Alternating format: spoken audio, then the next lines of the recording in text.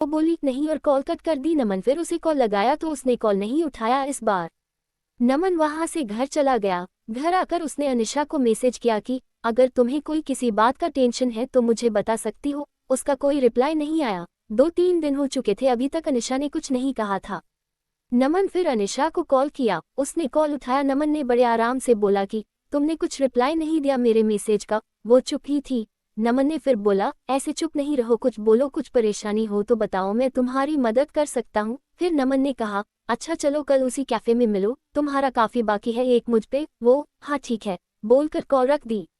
नमन बड़ी बेचैनी से कल का इंतजार कर रहा था। अगले दिन वो सुबह सुबह उठा, अच्छे से तैयार होकर अनिशा से मिलने के लिए निकला। आज नमन खुद टाइम से पहले आकर इंतजार कर रहा था। थोड़ी ही देर में अनिशा आई। वो बहुत सुंदर दिख रही थी। आज उसने जीन्स टॉप पहना था और बाल वैसे ही खुले थे। वो जैसे जैसे आगे आ रही थी चल के उसके बाल उसकी आंखों की तरफ आ रहे थे। वो उन्हें ठीक करती हुई आ रही थी। वो आके नमन के सामने वाली कुर्सी पर बैठ गई। वो शांत थी। नमन ने पूछा कॉफी? वो हल्की सी मुस्कुराहट के साथ बोली हाँ। नमन ने वेटर को कॉफी के लिए बोला और अनिशा से बोला चलो अब बताओ क्या बात है जिससे तुम परेशान हो। पहले तो वो कुछ नहीं बोल रही थी, फिर नमन ने कहा बोलो कुछ। वो बोली कि मैं मुंबई में अकेले रहती हूँ, यहाँ मैं अपना करियर बनाने के लिए आई हूँ। ये बोलते बोलते वो चुप हो गई। मैंने कहा हाँ आगे बोलो, इसमें क्या हुआ, ये तो अच्छी बात है, तुम अपने करियर पे इतना ध्यान दे रही हो। फिर वो बोली लेकिन अब नहीं हो पा रहा है, मेरा काम में बिल्कुल ध्यान नहीं रहता, मुझे अपने बॉस से बहुत बार अब डांट सुननी पड़ती है और उसने तो ये तक कह दिया है कि अगर ऐसा ही चलता रहा तो वो मुझे नौकरी से निकाल देगा। 2 महीने हो गए हैं मेरे इस वार्ताओं से मुझे रोज डांट सुनी पड़ती है। मैंने उससे पूछा ऐसा क्या हो गया है कि तुम इतनी परेशान रह रही हो।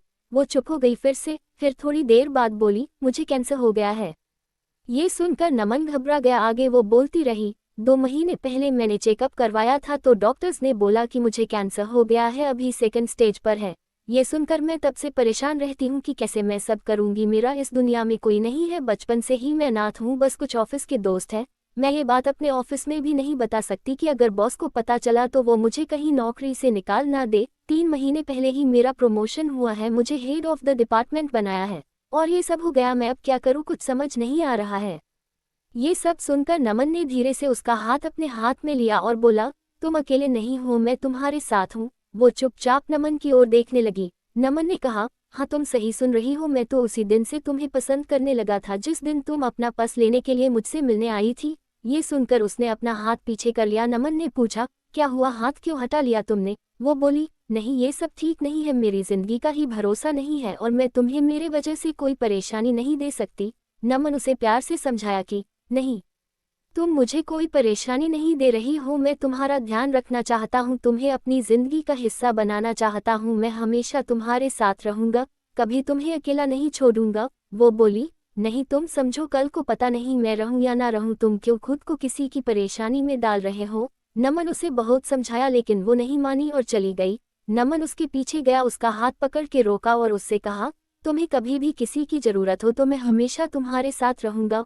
और फिर अनिशा चली गई। नमन उसे रोज उसका हाल पूछता था, वो डॉक्टर के पास चेकअप के लिए गई कि नहीं, टाइम पर सब दवाएं ले रही है कि नहीं। उस दिन के बाद नमन ने कभी उसे अकेला नहीं महसूस होने दिया। नमन उसे रोज फोन करता था, उसका हाल पूछता था। 4 महीने हो चुके थे ऐसे बात करते करते। एक दिन शाम को फोन पर बात करते करते अनिशा बेहोश हो गई। नमन उसे पुकारता रहा लेकिन वो कुछ नहीं बोल रही थी।